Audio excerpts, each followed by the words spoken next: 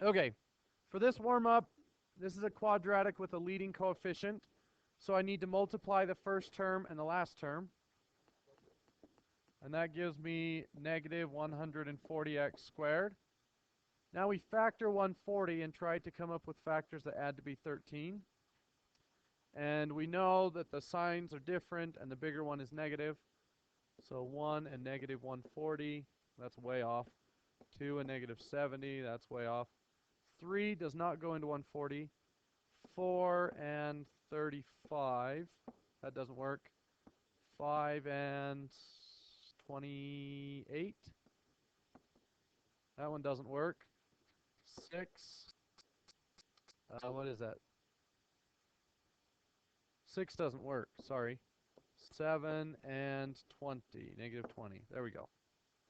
So now I rewrite using these terms instead of 13x. So 35x squared. And instead of this 13x, I'm going to use 7 and negative 20. So plus 7x minus 20x minus 4. And we've split that 13 into two different numbers. Now I group. I can pull a 7x out of the first one. What am I left with?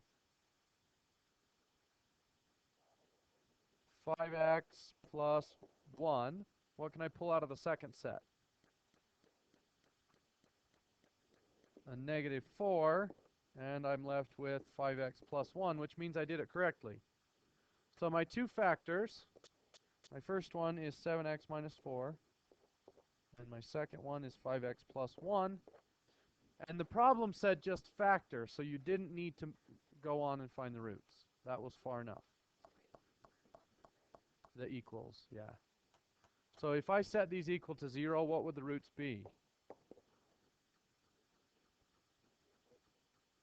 Negative 1/5 and positive 4/7. So look at today's worksheet.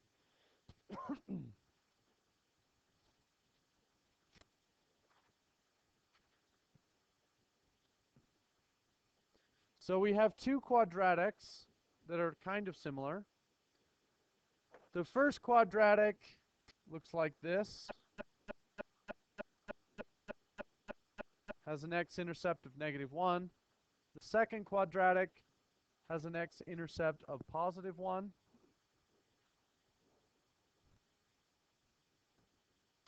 So the first question asks, what are the roots of each equation? What are the roots of the first one? Plus or minus 1. And we knew that, right? This is the difference of squares. How does the difference of squares factor? X plus 1 and x minus 1. Do you remember what those are called? No, the quadratic is called the difference of squares. What are the factors called? This is going to come up in a couple days. They're called conjugates. Remember that. Conjugates are going to, we're going to need them again soon, maybe even tomorrow. All right. What about the second equation? What are the roots of that? It doesn't have any roots. Okay, why not? It doesn't touch the x-axis. Hey, Connor, want to pay attention? Okay.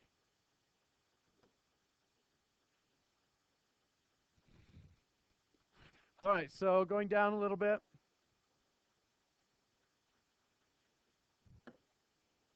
So in each of the problems below, use algebra to get x by itself. So not factoring, we're just going to put the x all alone.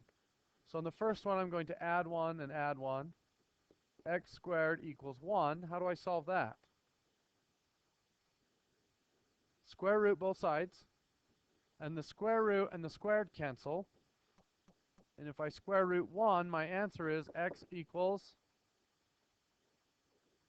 which square root of 1 is 1, but that's not the answer. Plus or minus 1. Why is it plus or minus? What number squared equals 1? 1 or negative 1. So you have to remember, whenever you see an x squared and you take the square root of it, your answer will be positive or negative. Okay? You have to remember that. So if I try that on the second one, x squared equals, subtract 1 from both sides, negative 1. What to the second power equals negative 1? No real number. So we get x equals plus or minus the square root of negative 1, and that's a problem. We have created an algebraic equation that equaled 0 that didn't have a solution. That's where we are. So, there are a lot of reasons why imaginary numbers are important. For one, every quadratic is created by multiplying factors. But we just said that this one doesn't have any roots, which mean it doesn't have any factors, which destroys our idea of building quadratics. The other problem is, anytime you have a polynomial that equals 0, we need it to have an answer. And the reason for that is way above this class, so I'm not going to go into the reason, but trust me, it's important. Okay? We need every polynomial to have an answer. Okay? And so far, all the answers have been real numbers, but now they're going to be imaginary. So, we say that the number I is defined as the square root of negative 1.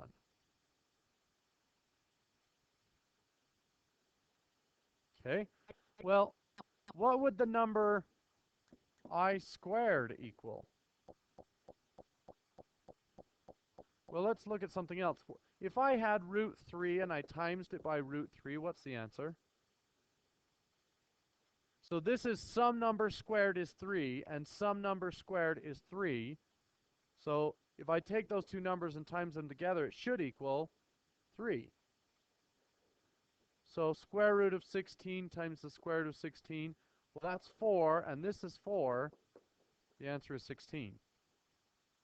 So I squared is just root negative 1 times root negative 1, which equals negative 1. Oh, that's nice. So there is no such thing as an I squared. That's not simplified. Anytime you see an I to the second, it simplifies to be negative 1. What would I to the third look like? Well, it would be negative 1 times I, which is negative I.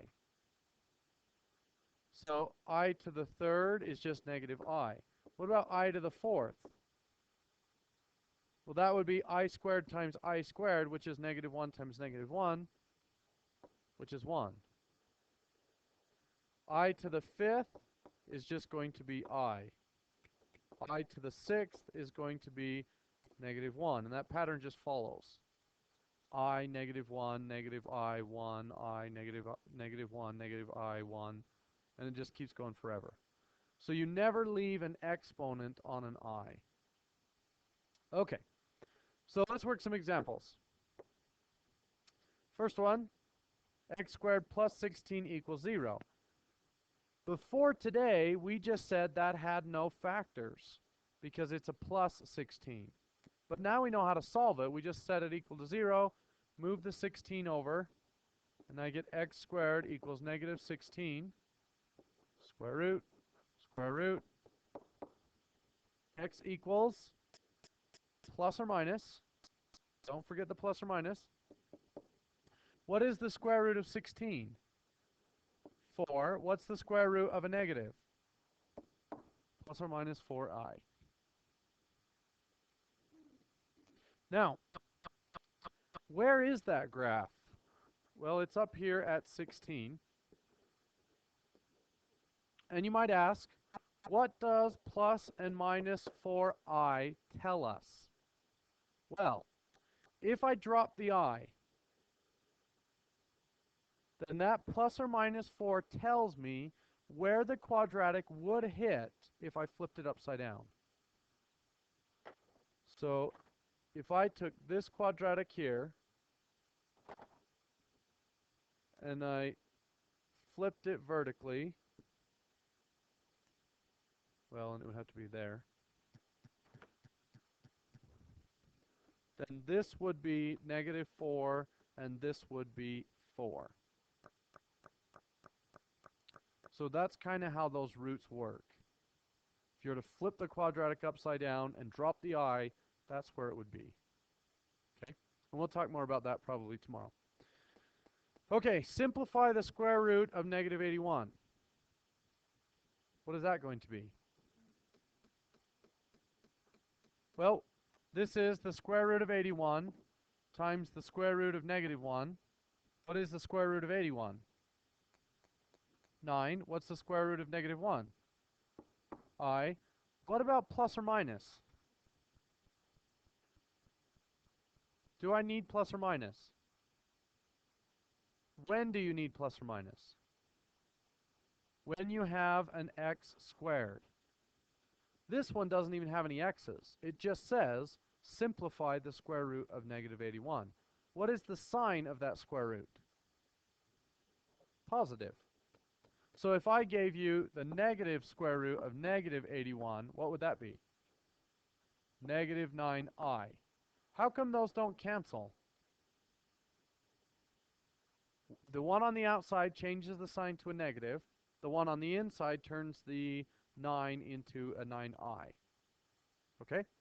So looking at that one,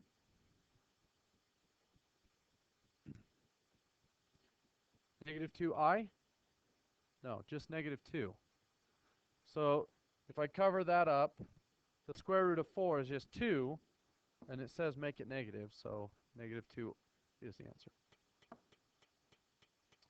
Okay. All right. So numbers with i's in them are called imaginary numbers. And when we group imaginary numbers and real numbers together, we call them complex numbers. Now, having said that, we don't really distinguish between the two very well. We kind of count complex and imaginary as the same thing. So here, you see a real number and a complex number, or an imaginary number. And over here, we see another real number and another complex number. So that is considered a single number, and this is considered a single number.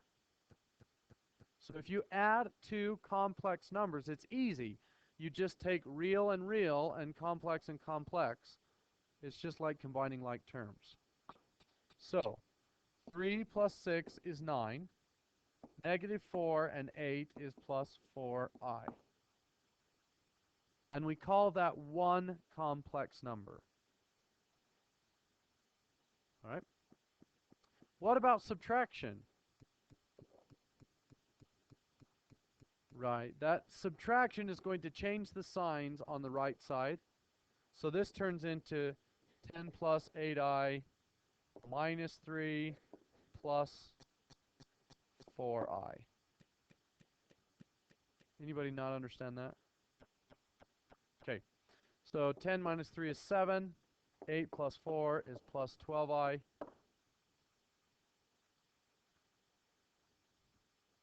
Okay, and the hardest thing you're going to do today is multiply, which is still pretty easy. So when we multiply, we just distribute. So 3 times 2 is 6.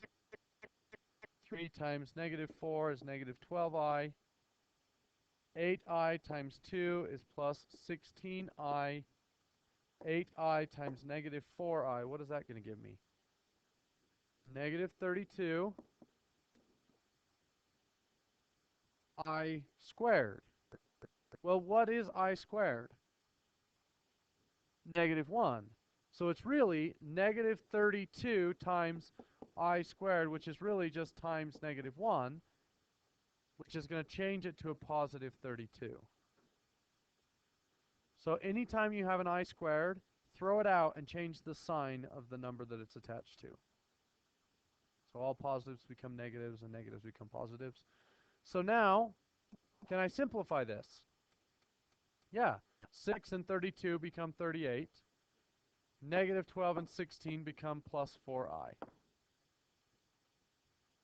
And whenever you're dealing with complex numbers, you can always simplify it down to real and complex. But sometimes it'll be like 0 plus 2i or 6 minus 0i. Sometimes that happens. Okay, this one here. How am I going to solve that? Can I move the 9 to the other side? It's got an x in it, so I want to keep it on this side. So can I factor it like a quadratic? No, it's missing a constant. Okay. Can I pull any number out? Does x squared and x have anything in common? They have an x in common. So x times x plus 9 equals 0. Well, if this is a times b, either, in order for a times b to equal 0, either a is 0 or b is 0 or both. So what number makes this 0? 0. What number makes that 0? -9. So my answers are 0 and -9. What if it was just x squared plus 9? How would you solve that? Subtract the 9 and take the square root. So you get x squared equals -9. X equals plus or minus 3i. All right, for the last one, we add 8 and add 8. 2x squared equals 8. Divide by 2. X squared equals 4. Square root. X equals plus or minus 2. Okay, your assignment is the back side of this worksheet. Look at number 6. On number 6, change that plus to a minus. And I believe that's the only mistake. So good luck.